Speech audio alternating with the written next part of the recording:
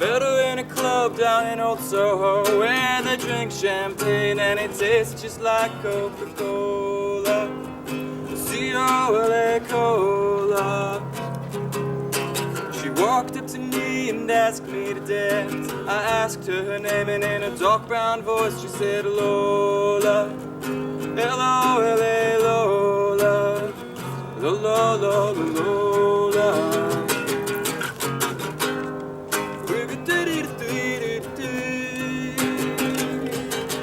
Well, I'm not dumb, but I don't understand why she walks like a woman but talks like a man. Oh, my Lola. Lola, Lola, Lola. Lola, Lola, Lola. I pushed her away. I walked to the door. I fell to the floor. I got down on my knees. And then I looked at her and she at me. And that's just the way that I wanted to stay. I always wanted to be that way for my Lola. Lola, Lola, Lola. Well, girls will be boys and boys will be girls. It's a mixed up, muddled up, shook up world except for Lola. Lola, Lola, Lola. Lola, Lola, Lola. Music be the food of love. Play on. Give me excess of it, the surfeiting. The appetite may sicken, and so die. That strain again. It had a dying fall. Oh, it came on my ear like the sweet sound that breathes upon a bank of violets, stealing and giving odor. Enough. No more. 'Tis not so sweet now as it was before. Will you go hunt, my lord? What, Curio? The hart? Why, so I do, the noblest that I have. Oh, when mine eyes did see Olivia first, methought she purged the air of pestilence. That instant was I turned into a hart, and my desires, like fell and cruel hounds, ere since pursue me. How now? What news from her? So please, my lord, I might not be admitted, but from her handmaid do return this answer. The element itself, till 7 years' heat, shall not behold her face at ample view, but like a cloistress, she will veiled walk and water once a day her chamber round, with eye offending brine. All this to season a brother's dead love, which she would keep fresh and lasting in her sad remembrance. Oh. She that hath a heart of that fine frame, to pay this debt of love but to a brother, how will she love when the rich golden shaft hath killed the flock of all affections else that live in her? When liver, brain, and heart, these sovereign thrones are all supplied, and filled her sweet perfections with one self-king. Away before me to sweet beds of flowers! Love thoughts lie rich when canopied with bowers.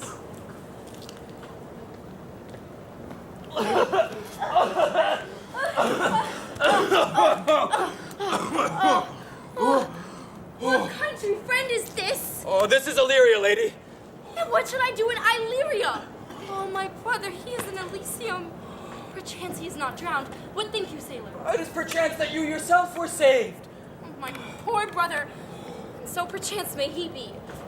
True, madam. And to comfort you with chance, assure yourself, after our ship did split, and you and those poor numbers saved with you, hung on our driving boat, I saw your brother, most provident in peril, bind himself to a strong mast that lived on the sea, where like Arion on the dolphin's back, I saw him hold acquaintance with the waves, so long as I could see. Mine own escape unfolded to my hope, whereto thy speech serves for authority, the like of him. Knowest thou this country? Who governs here? A noble duke, in nature as in name. What is the name? Orsino. Orsino. I have heard my father name him. He was a bachelor then. And so is now, or was so very late, for but a month ago I went from hence, and then 'twas fresh in murmur, as you know what great ones do, the less we'll prattle of, that he did seek the love of fair Olivia. What's she? A virtuous maid, the daughter of a count that died some 12 months since, leaving her in the protection of his son, her brother, who shortly also died, for whose love, they say, she hath abjured the company and sight of men. Oh, that I served that lady. and might not be delivered to the world till I had made mine own occasion mellow what my state is. That were hard to compass, for she will admit no kind of suit, no, not the Duke's. I prithee, and I'll pay thee bounteously. Conceal me what I am, and be my aid. For such disguise as haply shall become the form of my intent. I'll serve this Duke. Thou shalt present me as an eunuch to him. It may be worth thy pains, for I can sing and speak to him of many sorts of music that will allow me very worth his service. What else may hap to time I will commit. Only shape thou thy silence to my wit. Be you his eunuch, and your mute I'll be. When mine tongue blabs, let mine eyes not see. I thank thee. Lead me on. What a plague means my niece to take the death of her brother thus? I'm sure care's an enemy to lame. By my troth, Sir Toby, you must come in earlier nights. Your cousin, my lady, takes great exceptions to your little hours. Why? Let her accept before accepted. Aye, but you must confine yourself within the modest limits of order. Confine? I'll confine myself no finer than I am. These clothes are good enough to drink in, and so be these boots too, and they be not. Let them hang themselves in their own straps. That quaffing and drinking will undo you.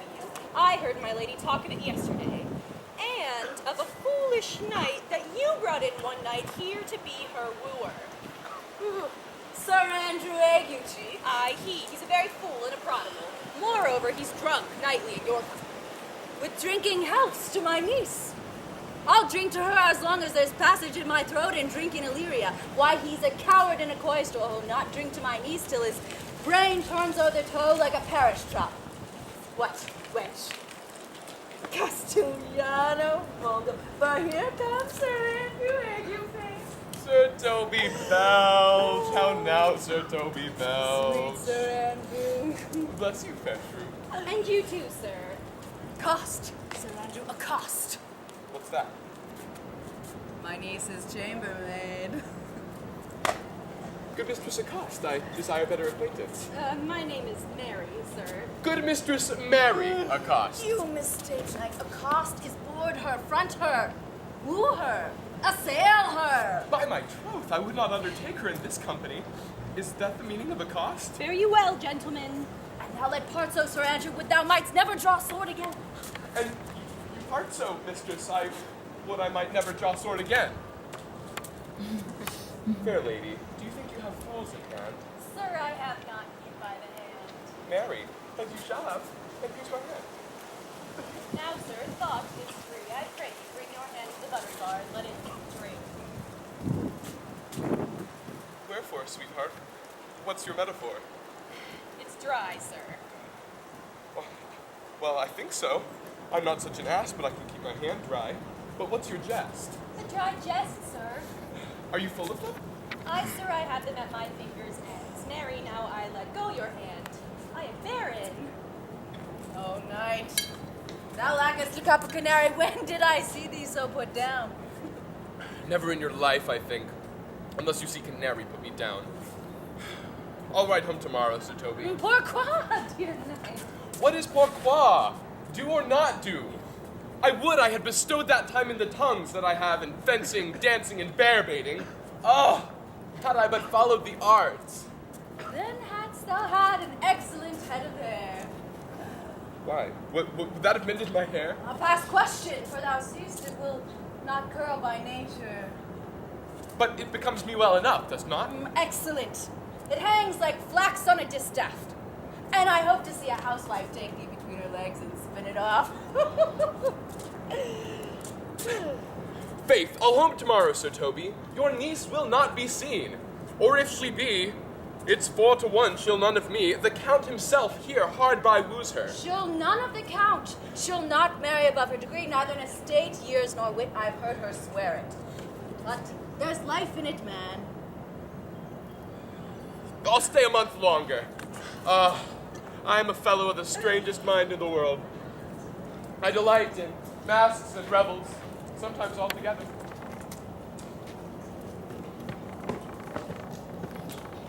If the Duke continue these favors towards you, Cesario, you are like to be much advanced. He hath known you but 3 days, and already you are no stranger. You either fear his humor or my negligence, though you call in question the continuance of his love. Is he inconstant, sir, in his favors? No, believe me. I thank you. Here comes the Count. Busso, Cesario! Ho! On your attendance, my lord, here. Stand you a while aloof, Cesario. Thou knowest no less but all. I have unclasped to thee the book even of my secret heart. Therefore, good youth, address thy gate unto her. Be not denied access. Stand at her doors and tell them there thy fixed foot shall grow till thou have audience. Sure, my noble lord, if she be so abandoned to her sorrow as it is spoke, she never will admit me. Be clamorous and leap all civil bounds rather than make unprofited return. Say I do speak with her, my lord, what then? Oh, then unfold the passion of my love. Surprise her with discourse of my dear faith. It shall become thee well to act my woes. She will attend it better in thy youth than in enuncios of a more grave aspect. I think not so, my lord. Dear lad, believe it, for they shall yet belie thy happy years that say thou art a man. Diana's lip is not more smooth and rubious. Thy small pipers is the maiden's organ, shrill and sound, and all is semblance of a woman's part.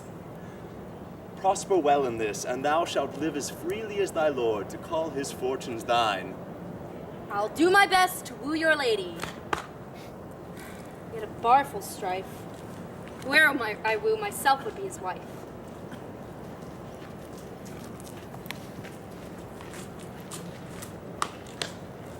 Nay, either tell me where thou hast been, or I will not open my lips so wide as a bristle may enter in way of thy excuse.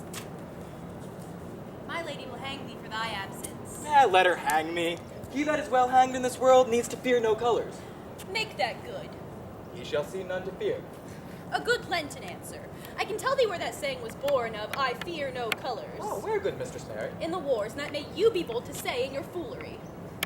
Well, God give them wisdom that have it, and those that are fools, let them use their talents. Yet you will be hanged for being so long absent.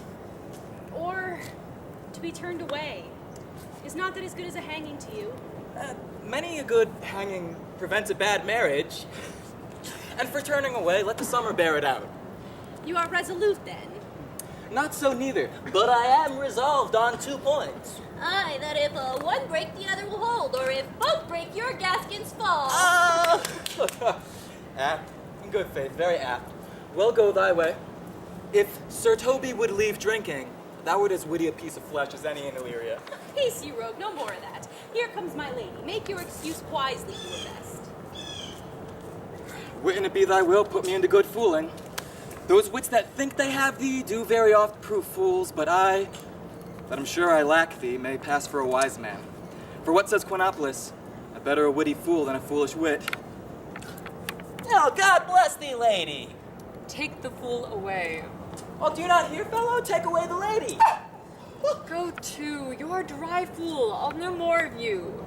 Besides, you grow dishonest. Good Madonna, give me leave to prove you a fool.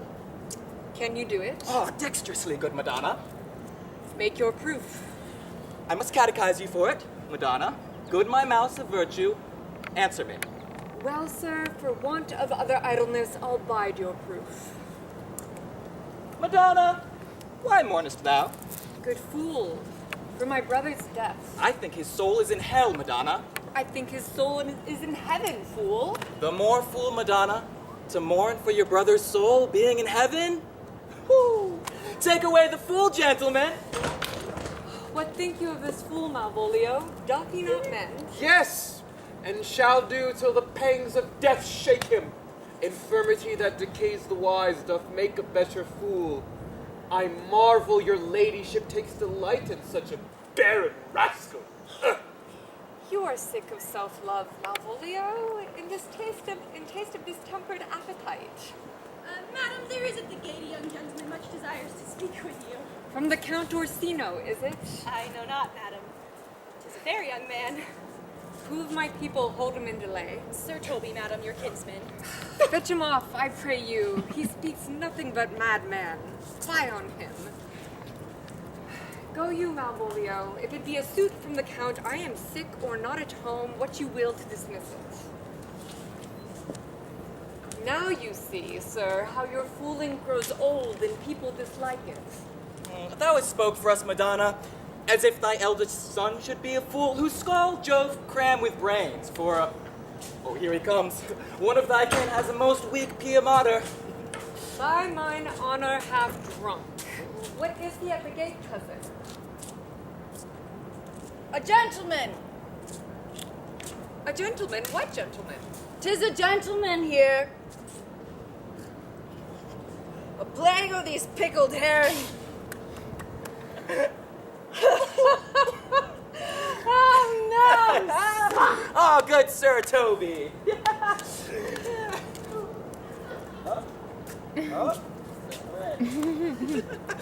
What's a drunken man like, fool?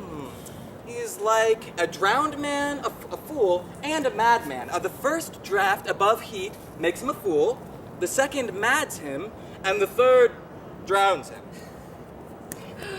Well, go thou and seek the crowner, and let him sit o' my cause, for he is in the 3rd degree of drink. He's drowned. Go, look after him. He's but mad yet. The fool shall look to the madman. Madam, yon young fellow swears he'll speak with you. Tell him he shall not speak with me. Has been told so. He says he'll stand at your door like a sheriff's post and be the supporter to a bench, but he'll speak with you. What kind of man is he? Of mankind. What manner of man? A very ill manner. He will speak with you, will you or no? Let him approach. We'll once more hear Orsino's embassy.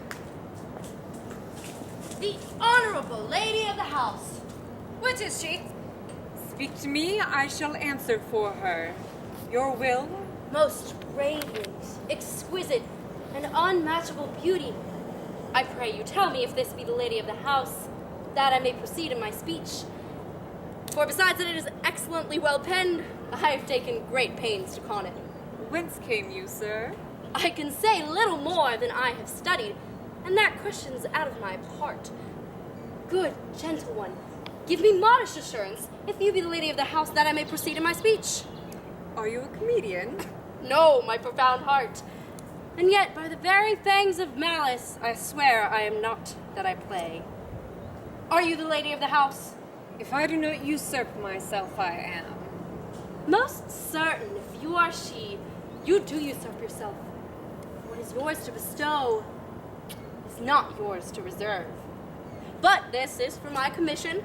I will on with my speech in your praise, and then show you the heart of my message. Come to what's important in it, I forgive you the praise. Most sweet lady. A comfortable doctrine, and much may be said of it. Where lies your text? In Orsino's bosom. In his bosom? In what chapter of his bosom? To answer by the method, in the first of his heart. Oh, I have read it. It's heresy. Have you no more to say? 'Tis beauty truly blent, whose red and white nature's own sweet and cunning hand laid on. Lady, you are the cruelest she alive, if you will lead these graces to the grave and leave the world no copy. Oh, sir, I will not be so hard-hearted. I will give out divers schedules of my beauty. It shall be inventoried and every particle and utensil labeled to my will. As item, 2 lips, indifferent red. Item, 2 gray eyes with lids to them. Item, 1 neck, 1 chin, and so forth. Were you sent hither to praise me? I see you what you are. You are too proud. But if you are the devil, you are fair. My lord and master loves you. Oh, such love could be but recompensed, though you are crowned the nonpareil of beauty. How does he love me? With adorations, fertile tears, with groans that thunder love, with sighs of fire. Your lord does know my mind. I cannot love him. Yet I suppose him virtuous, know him noble. of great estate, of fresh and stainless youth, in voices well divulged, free, learned, and valiant, and in dimension in the shape of nature a gracious person. And yet, I cannot love him. He might have took his answer long ago. If I did love you in my master's flame, with such a suffering, such a deadly life, in your denial I would find no sense. I would not understand it. Why? What would you? Make me a willow cabin at your gate, and call on my soul within the house. Write loyal cantons of contemned love, and sing them loud even in the dead of night. Oh, halloo your name, your reverberant hills, make the babble and gossip of the air cry out, Olivia. Oh, you should not rest between the elements of air and earth, but you should pity me. You might do much. What is your parentage? Above my fortunes, yet my state is well. I am a gentleman. Get you to your lord. I cannot love him. Let him send no more. Unless, perchance, you come to me again to tell me how he takes it. I thank you for your pains. Fare you well. Spend this for me. I'm no feed post lady. Keep your purse. My master, not myself, lacks recompense. Love makes his heart a flint that you shall love. And let your fervor, like my master's, be placed in contempt. Farewell, fair cruelty. What is your parentage? Above my fortunes, yet my state is well. I am a gentleman. I'll be sworn thou art. Thy tongue, thy face, thy limbs, action and spirit do give thee fivefold blazon. Not too fast. Soft, soft. Unless the master were the man. How now? Even so quickly does one catch the plague? Methinks I feel this youth's perfections, with an invisible and subtle stealth a creeping at mine eyes. Well, let it be. What ho, Malvolio? Here, madam, at your service. Run after that same peevish messenger, the county's man. He left this ring behind him. Madam, I will. I do, I know not what. In fear to find mine eyes too great a flatterer for my mind. Fate, show thy force, ourselves we do not know. What is decreed must be, and be this so.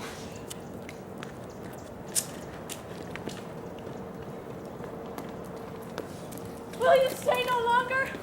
Nor will you not? That I go with you? By your patience, no. My stars shine darkly over me. The malignancy of my fate might perhaps distemper yours. Therefore I shall crave of you your leave, that I may bear my evils alone. It were a bad recompense for your love to lay any of them on you. Let me yet know of you, whither you are bound. No, sooth, sir. My determinate voyage is mere extravagancy, but I perceive in you so excellent a touch of modesty that you will not extort from me what I am willing to keep in. Therefore it charges me in manners the rather to express myself. You must know me then, Antonio. My name is Sebastian. My father was that Sebastian of Messaline, whom I know you have heard of. He left behind him myself and a sister, both born in an hour. If the heavens had been pleased, would we had so ended. But you, sir, altered that. For some hour before you took me from the breach of the sea, was my sister drowned. Alas the day. A lady, sir, though it was said she much resembled me, was yet of many accounted beautiful. She is drowned already, sir, with salt water, though I seem to drown her remembrance again with more. Pardon me, sir, your bad entertainment. Oh, good Antonio, forgive me your trouble. If you will not murder me for my love, let me be your servant. If you will not undo what you have done, that is, kill him who you have recovered, desire it not. Fare ye well at once. My bosom is full of kindness, and I am yet so near the manners of my mother, that upon the least occasion more, mine eyes will tell tales of me. I am bound to the Count Orsino's court. Farewell.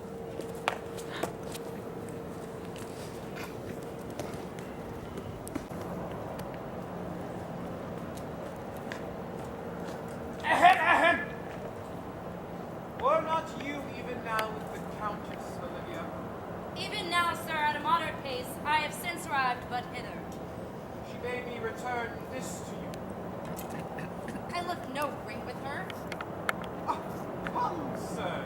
You peevishly threw it to her, and it is her will it should be so returned. If this is worth stooping for, there it lies in your eye. If not, it is defined.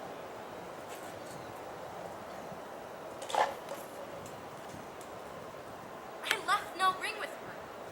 What means this, lady? Fortune forbid my outside have not charmed her. She made good view of me. Indeed, so much that sure methought her eyes had lost her tongue. Oh, for she did speak in starts distractedly. Oh, she loves me, sure. The cunning of her passion invites me in this churlish messenger. None of my lord's ring, why, he sent her none. I am the man, if it be so as 'tis. Poor lady, she were better love a dream. How will this fadge? My master loves her dearly, and I, poor monster, fond as much on him, and she, mistaken, seems to dote on me. What will become of this? As I am man, my state is desperate for my master's love. As I am woman, now alas the day, what thriftless sighs shall poor Olivia breathe? Oh, time, thou must untangle this, not I. It is too hard a knot for me to untie. Approach, Sir Andrew! Not to be abed after midnight is to be up betimes. And to cool a Segera, thou knowest. No, my troth, I know not. But I know to be up late is to be up late. A false conclusion. I hate it as an unfilled can. To be up after midnight and to go to bed then is to be early. So that to go to bed after midnight is to go to bed betimes. Does not our life consist of the four elements? Faith, so they say.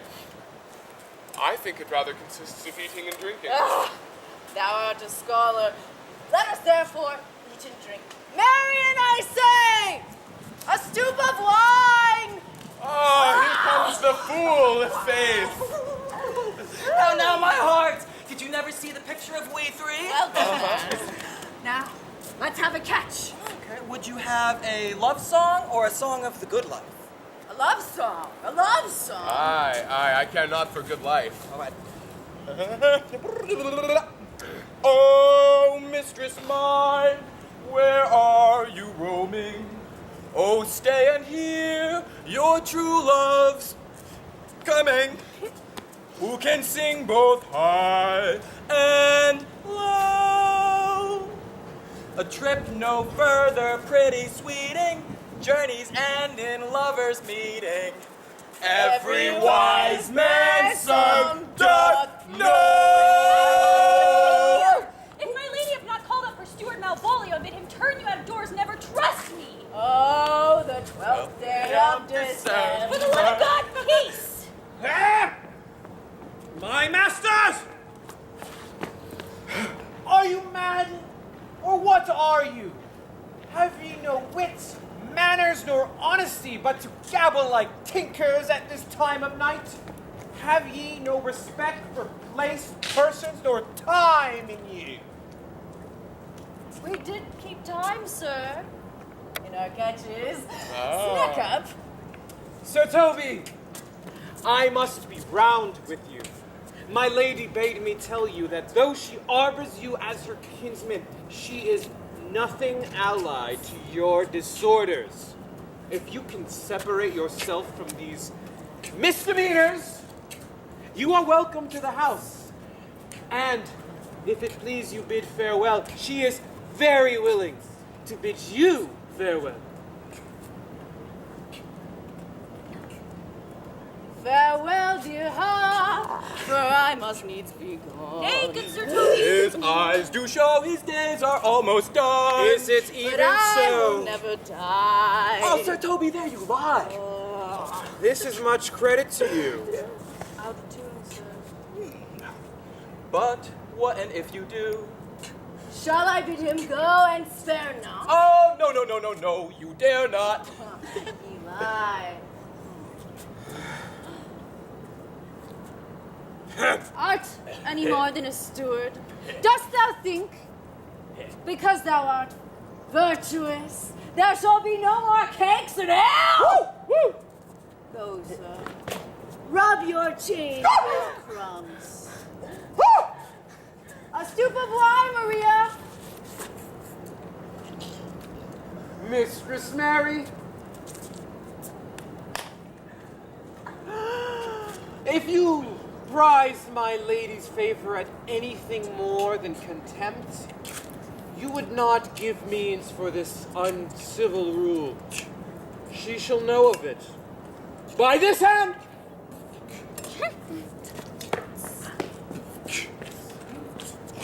Go shake your ears.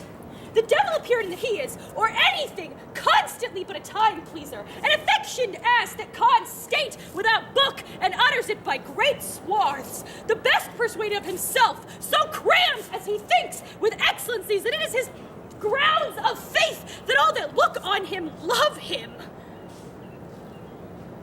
And on that vice in him will my revenge find notable cause to work. What wilt thou do? I will drop in his way some obscure epistles of love. I can write very like my lady your niece. On a forgotten matter, we can hardly make distinction of our hands. Excellent, I smell a device. I have some my nose too. He shall think that by the letters that thou wilt drop that they are from my niece and that she is in love with him. My purpose is indeed a horse of that color. And your horse now would make him an ass. Ass, I doubt not. Oh, 'twill be admirable. Sport royal, I warrant you. I know my physic will work with him. For this night, to bed, and dream on the event. Farewell. Farewell, Penthesilea. Oh, before me, she's a good wench.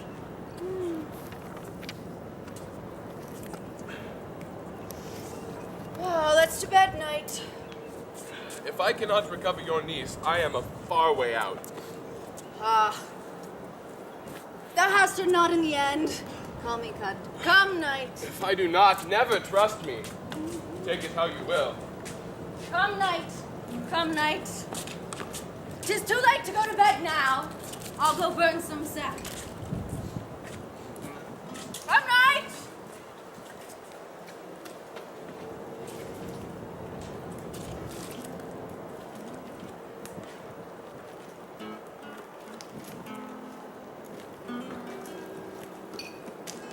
Give me some music.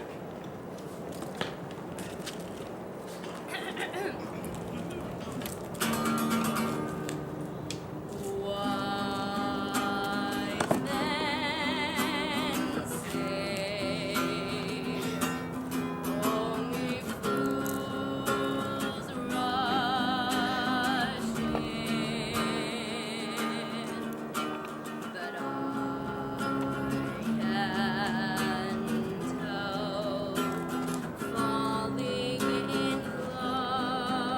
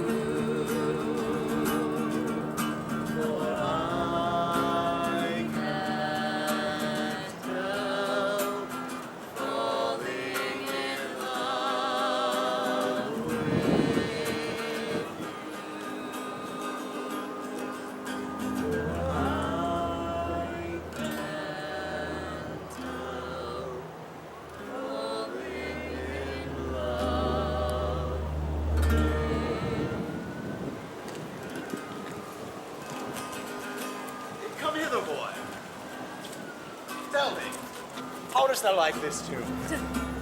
It gives a very echo to the seat where love is throned. Oh, thou dost speak masterly. My life upon it, young though thou art, thine eye hath stayed upon some favor that it loves, hath it not, boy? A little by your favor. What kind of woman is't? Of your collection. Oh, she is not worth thee then. What years, i' faith? About your years, my lord. Oh, too old, by heaven. I think well, my lord. Then let thy love be younger than thyself, or thy affection cannot hold the bent. For women are as roses, whose fair flower being once displayed, doth fall that very hour. And so they are. Alas, that they are so to die, even when they to perfection grow. Let all the rest give place.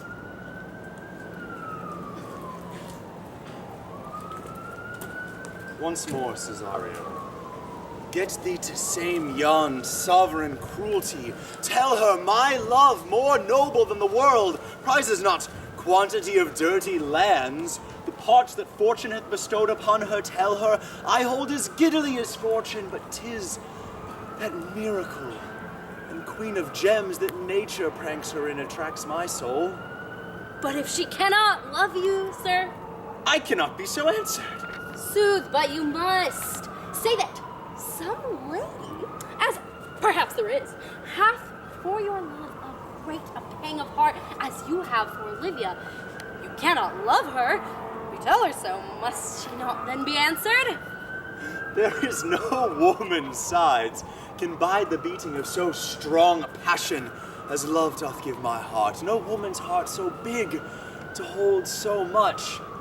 They lack retention. Alas, their love may be called appetite, no motion of the liver, but of the palate, that suffers surfeit, cloyment, and revolt. But mine is all as hungry as the sea and can digest as much. Make no compare between that love a woman can bear me, and that I owe Olivia.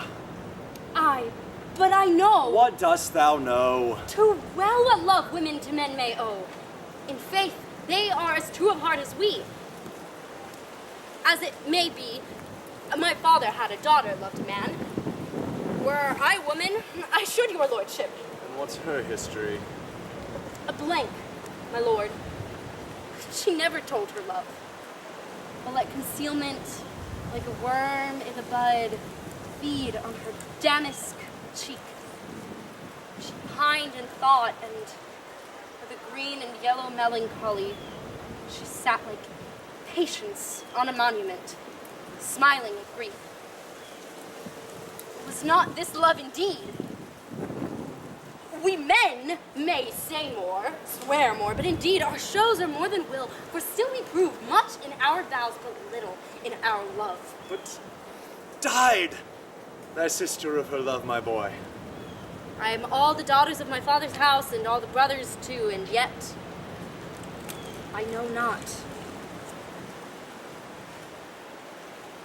Sir, shall I to this lady? Aye, that's the theme. To her in haste. Give her this jewel. Say, my love can give no place. Bide no denay.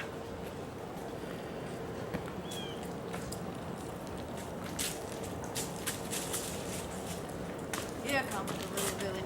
How now, my medal of India? Get ye all three into the box tree. Malvolio's coming down this walk. He has been yonder in the sun, practicing behavior to his own shadow this half hour. Observe him, for the love of mockery, for I know this letter will make a contemplative idiot of him. Close in the name of jesting.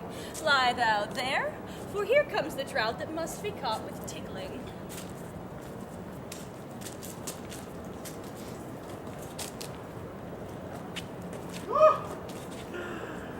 'Tis but fortune.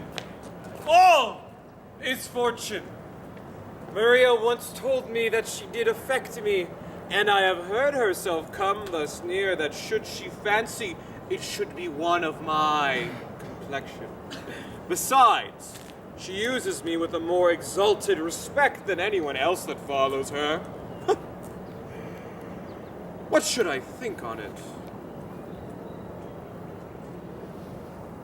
Fire and brimstone! Oh, peace! Contemplation makes a rare turkey cock of him. to be Count Malvolio. There's example for it. The lady of the Strachey married the yeoman of the wardrobe. Fie on him, Jezebel! Peace! Now he's deeply in. Look how imagination blows him. Calling my officers about me in my brenched velvet gown, having come from a daybed where I have left Olivia sleeping. Here's an overweening rogue. Oh, peace, peace! Sir Toby approaches and curtsies there to me. I extend my hand to him, quenching my familiar smile with an austere regard of control, saying, Cousin Toby, my fortunes having cast me on your niece give me this prerogative of speech. What? What? You must amend your drunkenness. Out, scab! Nay, patience, or you break the very sinews of our plot. You waste the treasure of your time with the foolish knight, the one, That's me, I warrant you. Sir Andrew. I knew it was I.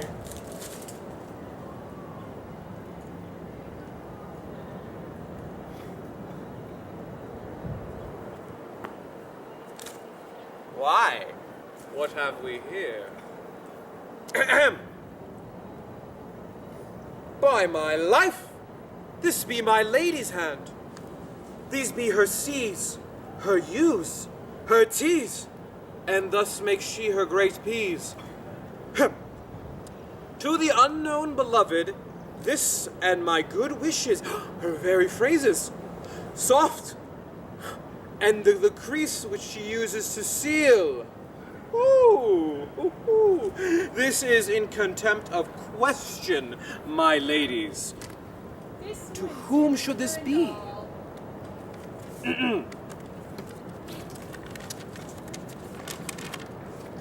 I may command where I adore, but silenced like a Lucrece knife, with bloodless stroke my heart doth gore. M-O-A-I doth sway my life. Excellent word, sir. M-O-A-I doth sway my life. Nay, but first, let me see. I may command where I adore. Why, she may command me. I am her servant, she is my lady. Why, this is for any formal capacity. But what is this alphabetical position at the end? M-O-A-I. If I could make that resemble something in me, softly, M-O-A-I,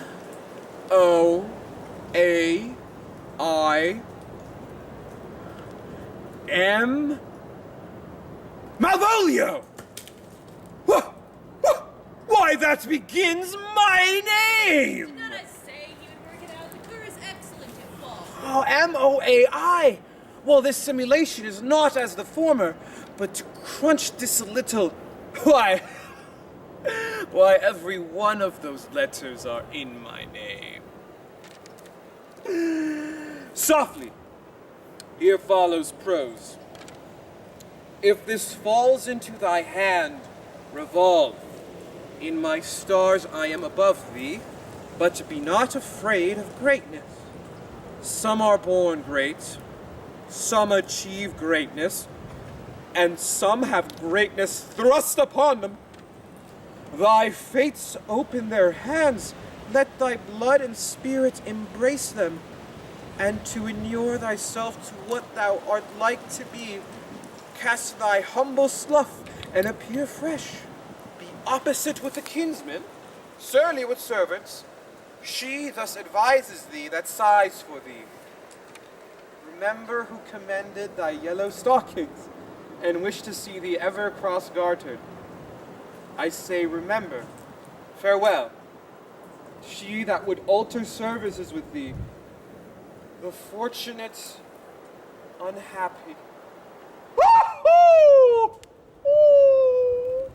Why, she did comment on my yellow stockings and did want me to be cross-gartered. Woo! But wait! There is a postscript. Thou canst not choose, but know who I am. If thou entertainest my love, let it appear in thy smiling. Thy smiles became thee well, therefore in my presence still smile. Dear my sweet, I prithee. Jove! I thank thee! I will do that! I will do everything thou wilt have me!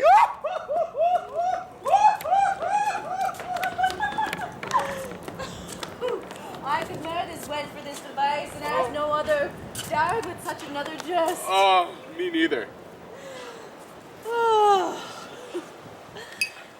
If you will then see the fruits of the sport, mark his first approach before my lady. He will come to her in yellow stockings, and 'tis a color she abhors, and cross-gartered, a fashion she detests. And he will smile upon her, which will now be so unsuitable to her disposition, being addicted to a melancholy as she is, that it cannot but turn him into a notable contempt. If you will see it, follow me. To the gates of Tartar, thou most excellent devil of wit.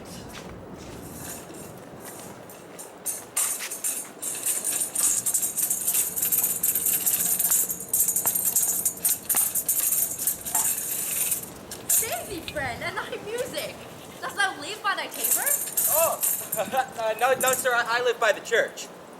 Art thou a churchman? No such matter, sir. I do live by the church, for I do live at my house, and my house doth stand by the church. Oh, so thou mayst say the king lies by a beggar if the beggar dwell near him. Or the church, stand by thy tabor. Thy tabor, stand by the church.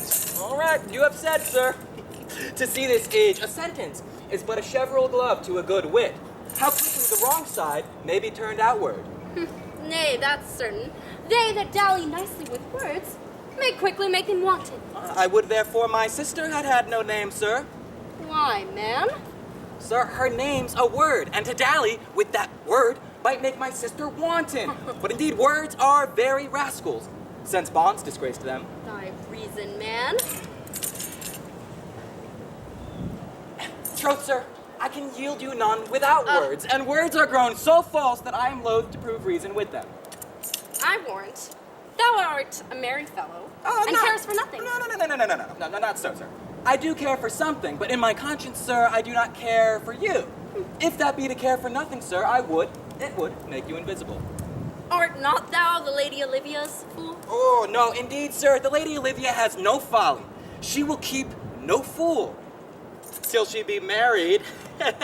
And fools are as like husbands as pilchards are to herrings. The husband's the bigger. No, indeed, I am not her fool, but her, corrupter of words. Oh, no more with thee. Hold, there's expenses for thee. Oh, now Jove in his next commodity of hair, send thee a beard. Oh, by my troth, I'll tell thee, I am almost sick for one. Though I would not have it grow on my chin. Is thy lady within? As she is within, sir, I will construe to them once you come. Who you are and what you would are out of my, welkin. Yeah, I might say element, but the word is overworn. Okay. Save you, gentlemen, and, sir, You forgot, monsieur. et vous aussi, votre serviteur. I hope, sir, you are, and I am yours. Will you encounter the house? My niece desires you should enter, if you trade me to her. Most excellent, accomplished lady, the heavens rain odors on you. That youth's a rare courtier. Rain odors. Well, My matter hath no voice but your most pregnant and vouchsafed ear. Let the garden door be shut and leave me to my hearing.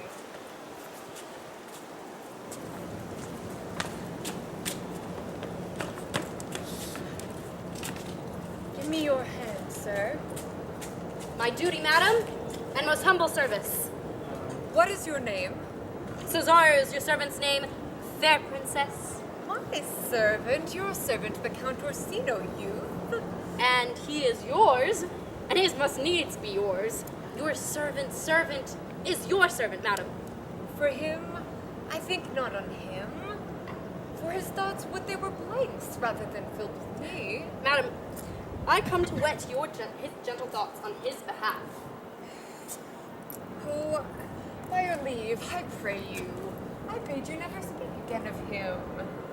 Yet, were you to undertake another suit, I'd rather hear you solicit that than music from the spheres. Dear lady. Give me leave. Beseech you. I did send, after the last enchantment you did hear, a ring in chase of you. So did I abuse myself, my servants, and I fear me you, to force that on you in shameful cunning, which you knew none of yours. What might you think? I pity you. That's a degree to love. No, not a grise. For 'tis a vulgar proof that very oft we pity enemies. Well then, methinks 'tis time to smile again. O world, how apt the poor are to be proud. Be not afraid, good youth, I will not have you.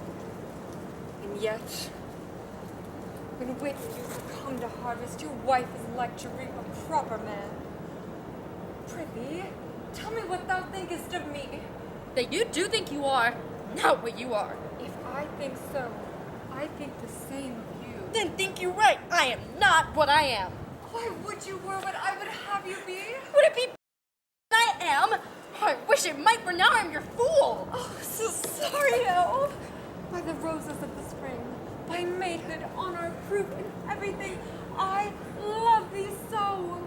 Yet maugre all thy pride, nor wit, nor reason can my passion hide. Oh, by innocence, I swear, and by my youth, I have one heart, one bosom, and one truth. And that no woman has, nor never none shall mistress be of it, save I alone.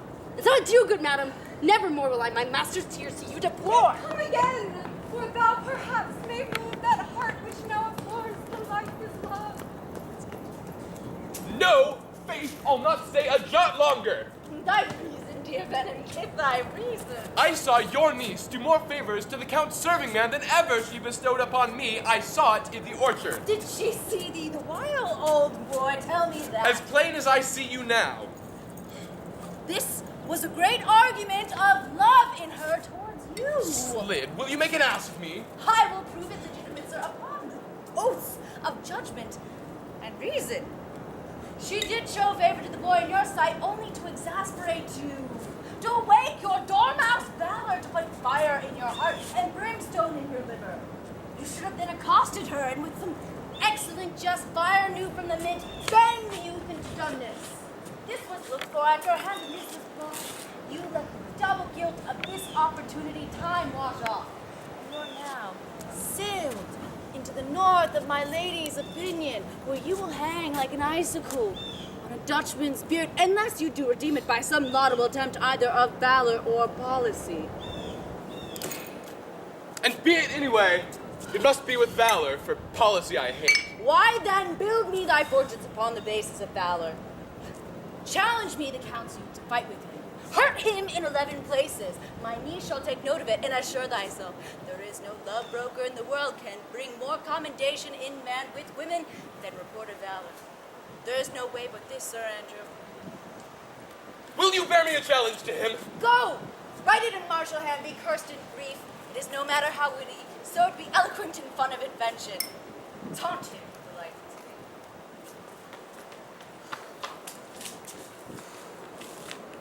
Look where the youngest wren of 9 comes. If you desire the spleen and will laugh yourself into stitches, follow me.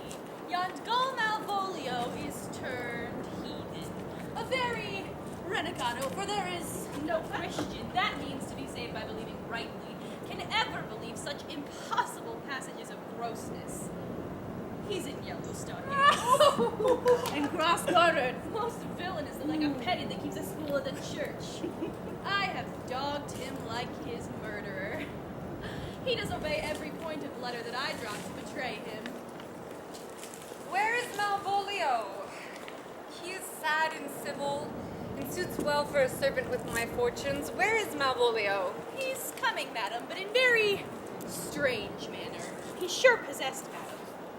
Why? What is the matter? Does he rave? No, madam, he does nothing but smile. Ugh. Your ladyship were best to have some guard about you if he come, for sure the man is tainted in his wits. I am as mad as he. If sad and merry madness equal be. Sweet lady! Oh, ho. Smilest thou? I sent for thee upon a sad occasion. Sad, lady. I could be sad.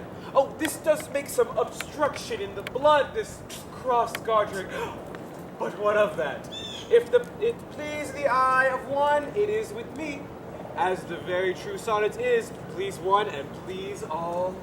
What? How dost thou, man? What is the matter with thee? Oh, not black in the mind, though.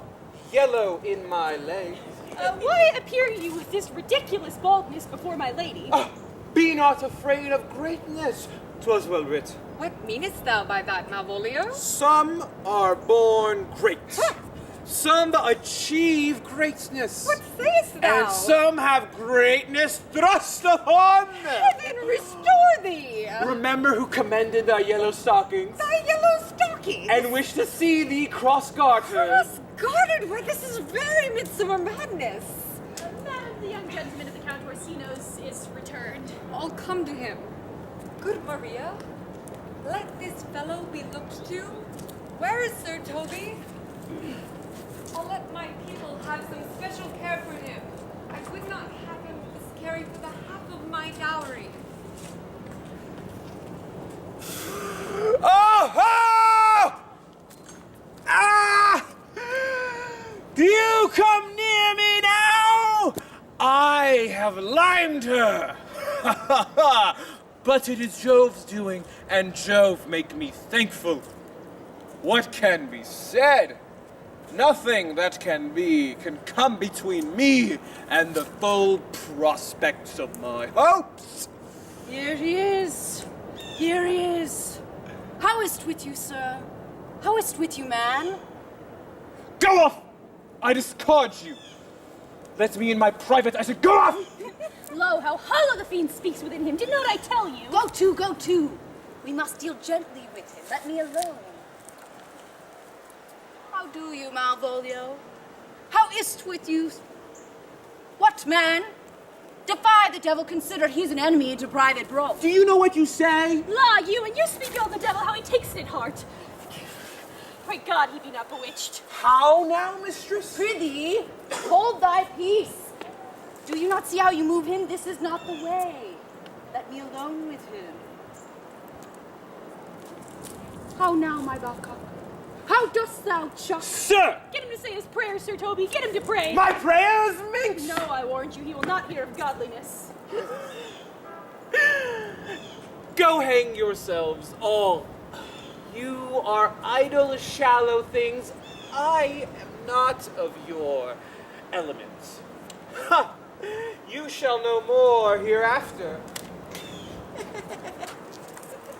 It's possible. If this were played upon a stage now, I would condemn it as an improbable fiction. His very genius had taken the infection of the device. We shall make him mad indeed. The house will be quieter.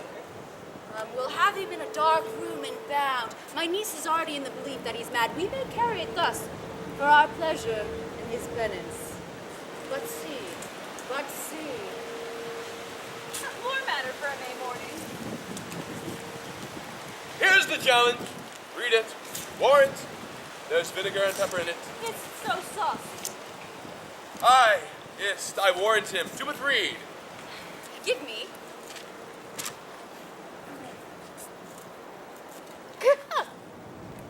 Youth, whatsoever thou art, but a scurvy fellow, wonder not, nor admire not in thy mind why I do call thee so, for I will show thee no reason for it. I will waylay thee going home, where if it be thy chance to kill me, thou killest me like a rogue and a villain. Fare thee well, and God have mercy upon one of our souls. He may have mercy upon mine. Thy sworn enemy, Sir Andrew Aguseek. His letter move him not, his legs cannot. You may I'll have give it to him. have very fit occasion for. He's in some commerce with your niece, and will by and by depart. Go, Sir Andrew. Scout me for him at the corner of the orchard as soon as thou seest him. Draw, and as thou drawest, swear horrible. For it comes to pass oft that a terrible oath, with swaggering accent sharply tamed off, gives manhood more approbation than ever proof itself would have earned it. Away! Now I will not deliver his letter, for the behavior of the gentleman gives him out to be of good capacity in reading. Therefore this letter being so excellently ignorant will breed no terror in the youth.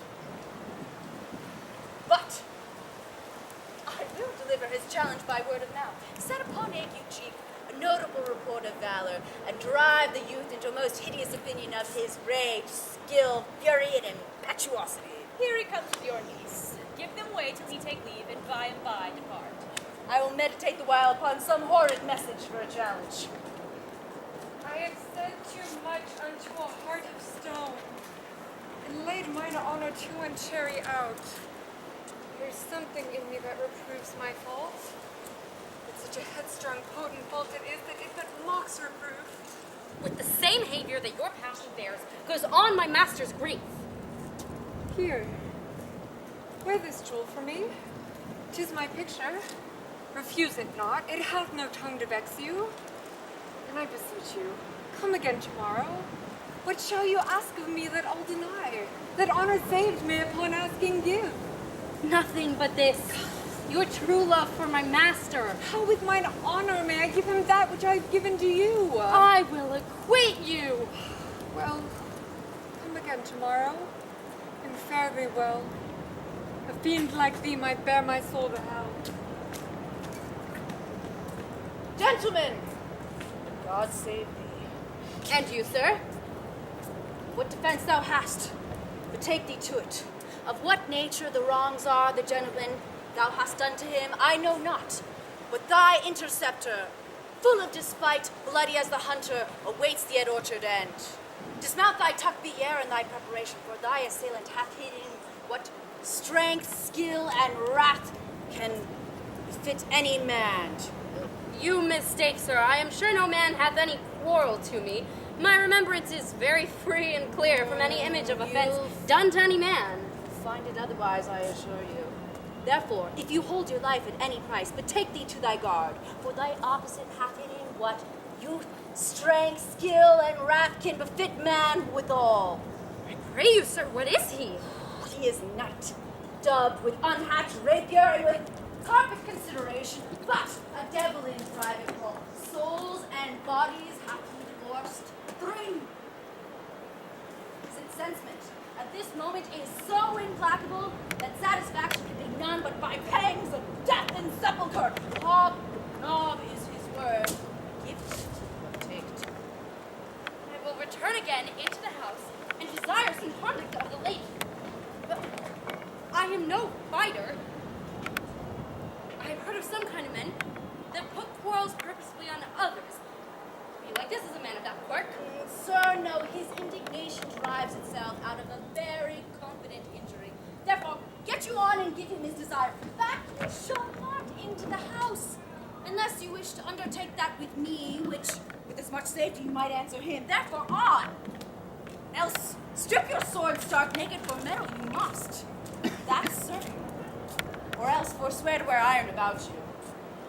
This is as uncivil as strange. I beseech you, do me this courteous office, as to know the knight what my offense to him is.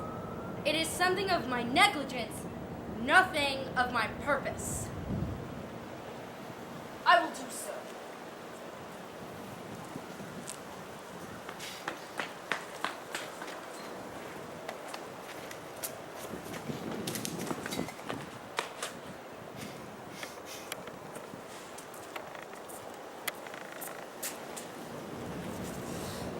A very dishonest paltry boy, more a coward than a hare. His dishonesty appears in leaving. A coward! A most devout coward, religious in it. Slid, I'll go against him again and beat him! Do cuff him soundly, but never draw thy sword. And I do not... Come! We'll see the event.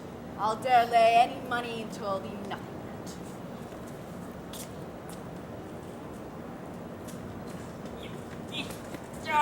Will you make me believe I'm not sent for you?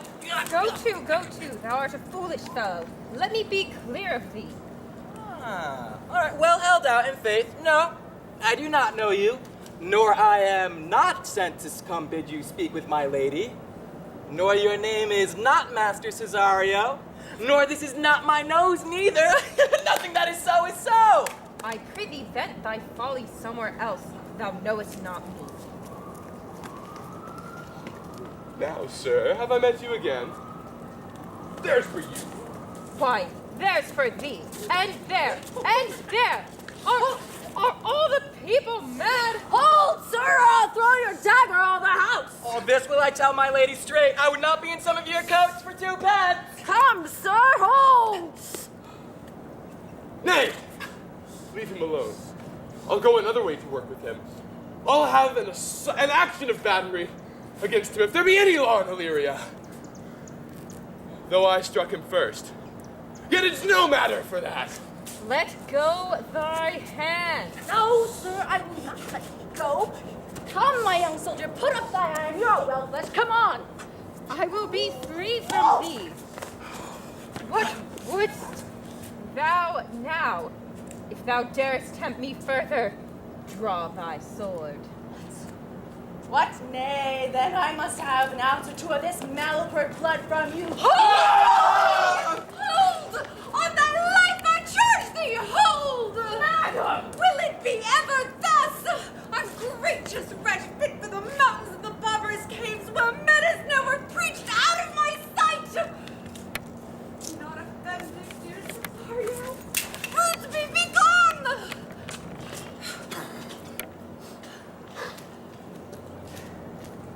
I prithee, gentle friend, let thy fair wisdom and not thy passion sway in this most uncivil and thou unjust extent against thy peace.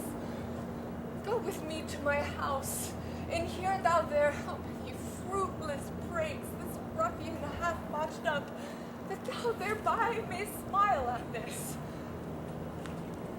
Thou wilt not choose but go. Do not deny. Beshrew his soul for me. He started one poor heart of mine in thee. What relish is in this? How runs the stream? Or I am mad, or else this is a dream. Let fancy still my sense and let me sleep. If it be thus to dream, still let me sleep. Nay, come, I prithee, wouldst thou be ruled by me? Madam, I will. Oh, say so, and so be.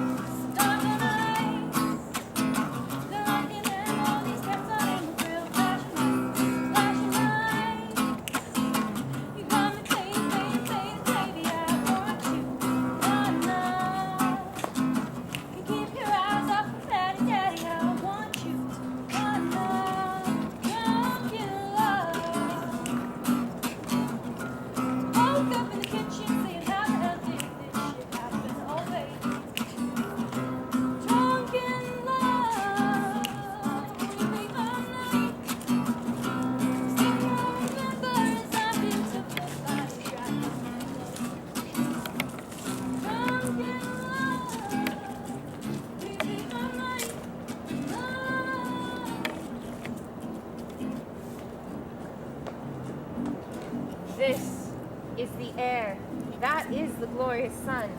And though 'tis wonder that enwraps me thus, yet 'tis not madness.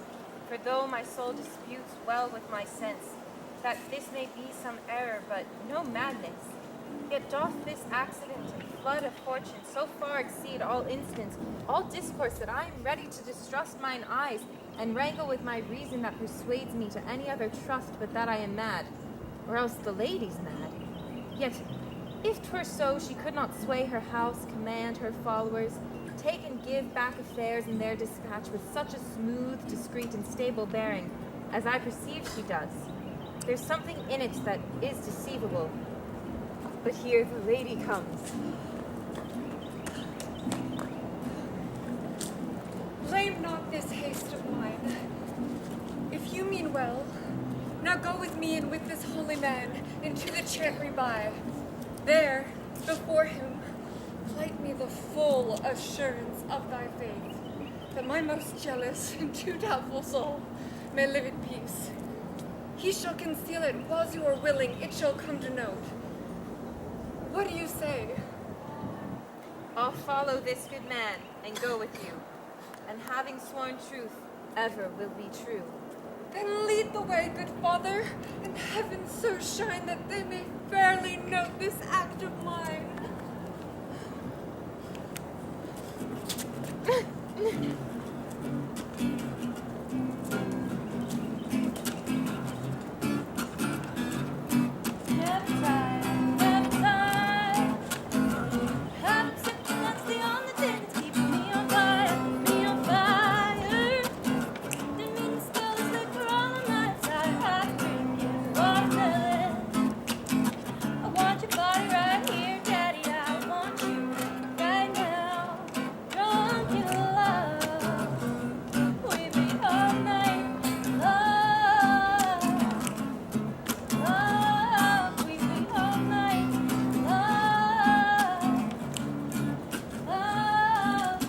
Belongings to the Lady Olivia, friends. There were some of her trappings. I know thee well. How dost thou, my good fellow? And truly, sir, the better for my foes and the worse for my friends. Just the contrary, the better for thy friends. No, sir, the worse. How can that be? Marry, sir, they praise me and make an ass of me. Now my foes tell me plainly I am an ass, so that by my foes I profit in the knowledge of myself, and by my friends I am abused, so that conclusions to be as kisses. If your 4 negatives make your 2 affirmatives, why then, the better for my foes and the worse for my friends. Why, this is excellent. Oh, no. By my troth, sir, it will please you to be one of my friends.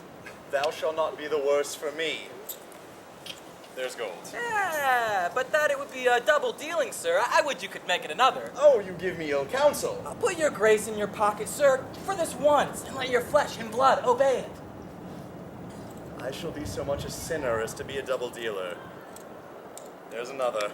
Primo secundo tertio is a good play. And the old saying goes, the third pays for all. The triplex is a good tripping measure. Or the bells of St. Bennet might put you in mind. 1, 2, 3. You can fool no more money out of me at this throw. If you will let your lady know I am here to speak with her and bring her along with you, it may awake my bounty further. Marry, sir, lullaby to your bounty till I come again. I go, sir, but I would not have you think my desire of having is the sin of covetousness. But as you say, let your bounty take a nap. I will awake it anon. Here comes the Countess. Now heaven walks on earth. What would my lord but that he may not have wherein Olivia may seem serviceable? Cesario, you do not keep promise with me. Madam? Gracious Olivia. Cesario, what say you? Good, my lord. My lord would speak, my duty hushes me. If it be aught to the old tune, my lord, it be as pet and fulsome to mine ear as howling after music. Still so cruel. Still so constant, lord. What, to perverseness? You uncivil lady, to whose ingrate and unauspicious altars my soul the faithfulest offerings hath breathed out that ere devotion tendered. What shall I do? Whatever should please my lord, that which shall become him. Hear me this. Since you to non-regardance cast my faith, and that I partly know the instrument that screws me from my true place in your favor, live you the marble-breasted tyrant still, but this, your minion, whom I know you love, Him will I tear out of that cruel eye where he sits crowned in his master's spite. Come, boy, with me. My thoughts are ripe in mischief. I'll sacrifice the lamb I do love, despite a raven's heart within a dove. And I, most jocund, apt, and willingly, to do you rest, 1,000 deaths would die. Where goes Cesario? After him I love, more than I love these eyes, more than my life, more by all more than e'er I shall love wife. I be detested! How am I beguiled? Who does beguile you? Who does do you wrong? Hast thou forgot thyself? Is it so long? Call forth the Holy Father! Come away. Cesario! Husband! Stay! Husband? No, my lord, not I. I, husband? Can you deny? Her husband, Sirrah. No! Alas! It is the baseness of thy fear that makes thee tremble thy propriety. Fear not, Cesario. Take thy fortunes up. Oh, father! Welcome, father. Father, by thy reverence, I charge thee to unfold what thou dost know has nearly passed between this youth and me. A contract of eternal bond of love, confirmed by the mutual joinder of your hands, attested by the holy close of lips, strengthened by the interchangement of your rings, and all the ceremony of this compact, sealed in my function by my testament. Oh, thou dissembling cub! Farewell, and take her! But direct thy feet where thou and I henceforth may never meet! My lord, I do protest! Ah! Ah! For the love of God! A surgeon! Send one presently to Sir Toby! What is the matter, Sir Andrew? He has broke my head across and has given Sir Toby a bloody coxcomb too! For the love of God, your help! Who has done this to you, Sir Andrew? The Count's gentleman, one Cesario. We took him for a coward, but he is the very devil incarnate! My gentleman, Cesario. Aunt Lifelings! Here he is! Why do you speak to me? I never hurt you. Here comes Sir Toby halting, you shall hear more! How now, gentlemen? How is it with you? That's all one, and I mean there's end on it. Away with them! Who's made this havoc? I am sorry, madam. I have hurt your kinsman. But had it been the brother of my blood, I must have done no less with wit and safety. You throw a strange regard upon me, and by that I do perceive it hath offended you. Pardon me, sweet one, even for the vows we made each other but so late ago.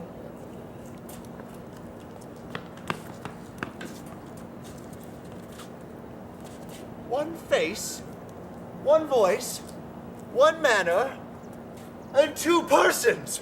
A natural perspective that is and is not. Most wonderful! Do I stand there? I never had a brother. I had a sister whom the blind waves and surges have devoured. Of Charity, what kin are you to me? What countryman? What name? What parentage? Of Messaline. Sebastian was my father. So was my brother, Sebastian. So went he suited to his watery tomb. If spirits can assume both form and suit, you come to fright us. I am a spirit, I am indeed, but am in that dimension grossly clad, which from the womb I did participate. Were you a woman, as the rest goes even, I should my tears let fall upon your cheek and say, thrice welcome, drowned Olivia, Viola. My father had a mole upon his brow. And so had mine. And died he that day that Viola from her birth had numbered 13 years. Oh, that record is lively in my soul. If nothing lets to make us happy both, but this my masculine usurped attire, do not embrace me till each circumstance of place, time, fortune do cohere and jump that I am Viola.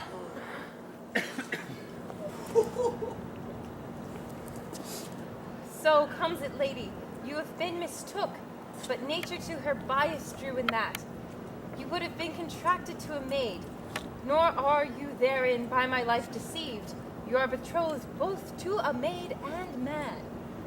Be not amazed. Right noble is his blood. If this be so, as yet the glass seems true, I shall have share in this most happy wreck. Boy, thou hast said 1,000 times thou never shouldst love man like to me. And all those sayings will I overswear, and those swearings keep as true in the soul as doth that orbed continent the fire that severs day from night. Give me thy hand, and let me see thee in thy woman's weeds. The captain that did bring me first to shore hath my maid's garments. He, upon some action, is now in durance at Malvolio's suit, a gentleman and follower of my lady's. He shall enlarge him. Fetch Malvolio hither. And yet, alas, now I remember me. They say, poor gentleman, he's much distract. My lord, so please you, these things further thought on, to think me as well his sister as his wife. So one day, crown the alliance on it. So please you, here at my house and at my proper cost. Madam, I am most apt to embrace your offer. Your master quits you. And for your service done him so much against the metal of your sex, so far beneath your soft and tender breeding, because you called me master for so long. Here is my hand. You shall from this time be your master's mistress. A sister, you are she. Is this the madman? Aye, the same. What ho, Malvolio? Madam, you have done me wrong.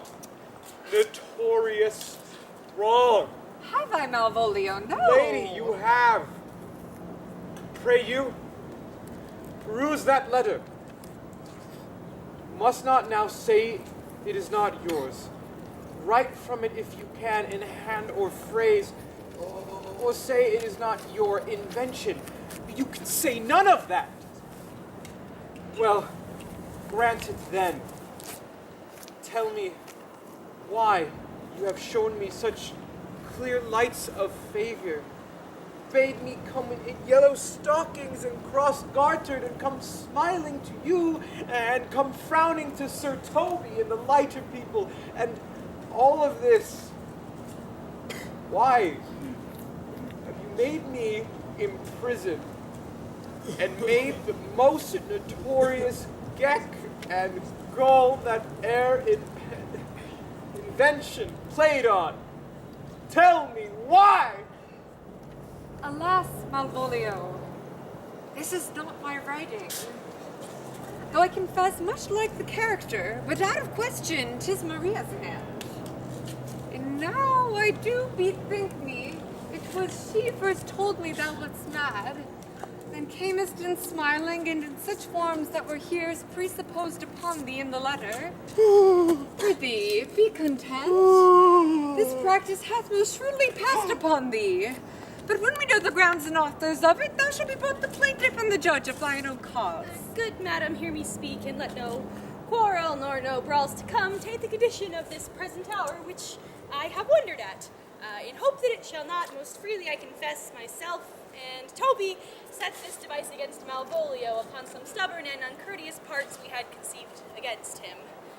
I writ the letter at Sir Toby's great importance, in recompense whereof he hath married me.